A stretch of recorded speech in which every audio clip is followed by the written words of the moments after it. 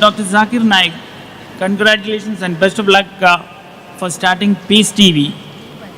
I request all the audience to give him a big clap.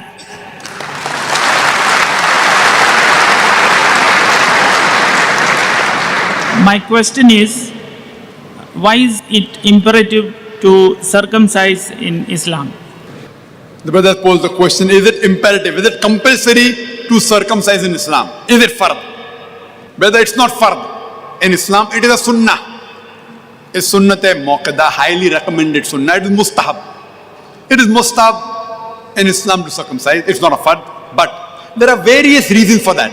I, being a medical doctor, we can give a talk only on why circumcision should be done, but it's a question and answer time. I'll just give you a few points.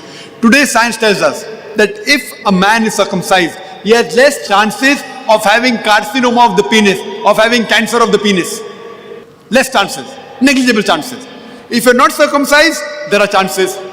There are various diseases which can be prevented if a man is circumcised. In circumcision, we cut the prepuce, the foreskin of the organ, of the penis.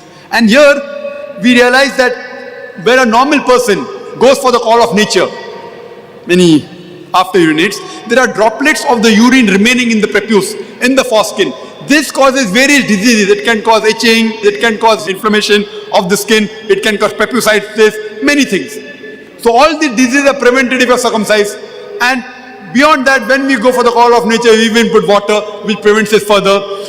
A person today, science tells us, he enjoys his sexual life more if he's circumcised than non-circumcised. Furthermore, the chances of various other irritation of the skin is not there if you're circumcised. Today, latest research tells us that a man who's circumcised has less chance of having AIDS. The virus of AIDS can spread faster if you're not circumcised. There are various lists of diseases which are prevented. That's the reason today in America, more than 50% of the boys, after they're born, they're circumcised. They are Muslim.